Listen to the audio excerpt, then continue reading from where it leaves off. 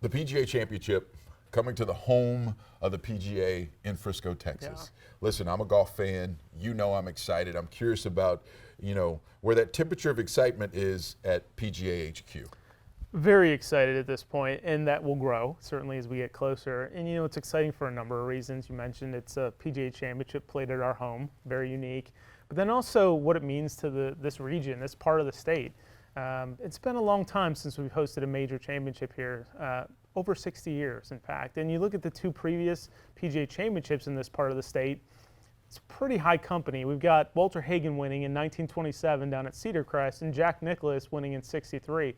It's the last of Walter's 5 and the first of Jack's 5. And so they have their names on the Wanamaker Trophy more than any player in history. And to have that Dallas tie, it means something more surrounding this event. It's already a major championship. It's already special. But to have that sort of historical tie is even sweeter. Yeah, it feels like we're going to wake up the echoes, right? A little bit, It's been yeah. more than half a century, but I think it's time, and there's such a vibrant golf community here, especially in Yes. North Texas. I think the time is certainly right. And along those same lines, let's talk about the ticket registry, because Yes. I do think this information is important for golf fans, especially here in North Texas, who may want to get a jump on trying to get out there and see some of the best golf they can see. Yeah, and even though the event is not till next May, now's the time to act. So you can go to pgachampionship.com/register to hold your place in line for when tickets go on sale the Wednesday following the 2026 PGA Championship, which is May 20th. So, and I want to make sure everybody understands that, Yeah. right? It's not as simple as you could just go online and get tickets. Yes. You could do that, and I'll get to that in a moment. Yep. But if you take this next step, you would have a better chance than a lot of people who may wait. Yeah, traditionally, and based on the last few years of experience, the championship rounds tend to sell out by the time we get through the registration sale. So if you're interested in coming out and seeing the best players in the world actually compete during the week of the championship versus practice, now's the time to act. Is there an avenue if you don't register?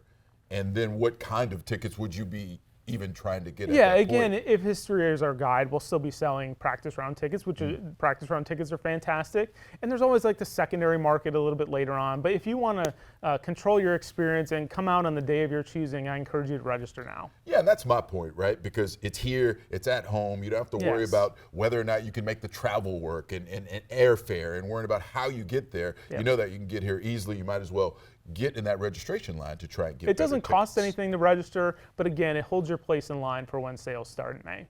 Yeah, it's great stuff. So let's talk about, what has happened, because when I think about the championship coming here in 2027, I do remember 2017 when then PGA CEO Pete Bavacqua announced the move from an August date for the championship to May. And I think I tweeted at that moment, hey, Texas might be able to get back into this thing, because as it was in August, we knew it wasn't coming back. And there are those old pictures of when Jack Nicklaus won in Towels on it, 63. holding the Wanamaker. He's got to have a towel because that was in July. And it was sitting on the first tee all day out in the heat. So, Right. towel was warranted. So we're back in the game now. Yeah. And I just wonder how that resonates around the halls at PGA. Yeah, well, to think about that moment, that was before, certainly background discussions were going on, but that was before our relocation was announced. Yeah. And so to kind of circle back, like to have the PGA Championship in May at our home, it's special for a number of reasons, but more special that it's at our home. Yeah, no doubt. A home game. You Yes. can never beat a home game, No. Jason. It's the best thing there is. And speaking of, you guys have already hosted a couple of major championships. Yeah. You had the Senior PGA and the Women's PGA.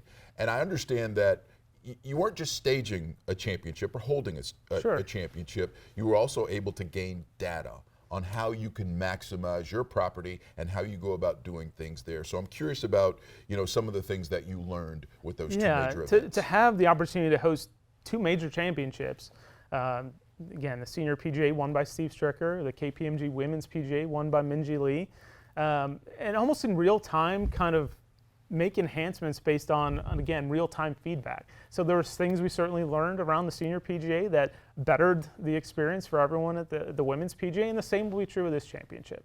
So when we think about layout, course layout, reversing nines, all that stuff. Has that been decided yet? Or is Yes, that we're playing the course as Gil Hanse designed it. Okay, gotcha. Original gotcha. routing. Okay, original routing. Same Great. routing, you can go out and play if you're a guest playing Fields Ranch East. That sounds like a great idea. I might have to try that myself.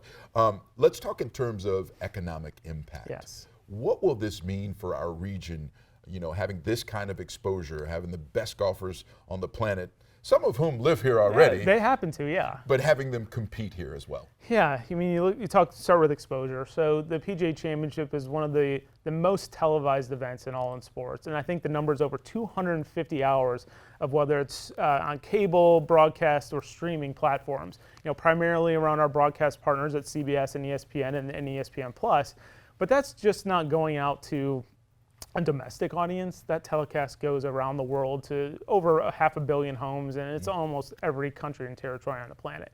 Then you talk about the more local impact. So, typically a PGA Championship might be over $100 million of impact.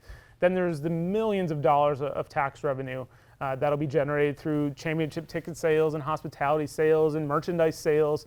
But historically anyway, over 50% of ticket purchasers will be from outside of the state of Texas. And we've sold tickets in multiple countries over the years. So you think about those visitors coming in, and everybody should feel the desire to roll out the red carpet and hope that they want to come back. Can you put a figure on it? Is it possible in terms of historic data of what that impact could feel like and mean? Yeah, I mean, there's examples from other markets where we've hosted it, and they've seen like tangible benefits. The PGA Championship is a great commercial for the quality of life in that community, and how that attracts businesses down the road is definitely measurable. And then the last thing, the community piece, right? All the young golfers who will get a chance to see and feel and put their hands on some of these fantastic golf athletes and say, hey, one day I want to do that. Yeah. Can you speak in those terms? Yeah, I mean, obviously there's the daily impact. If you go up to PGA Frisco and you walk by the dance floor on a weekend, it is crawling with kids. There's a great work that our Northern Texas PGA section does in the community to grow the game on a daily basis. But to go back to the mission of the PGA of America, it's kind of simple and twofold. It's, of course, to serve our 31,000 plus members, but it's also to grow the game. And there's no more visible asset that we have to help grow the game than the PGA Championship.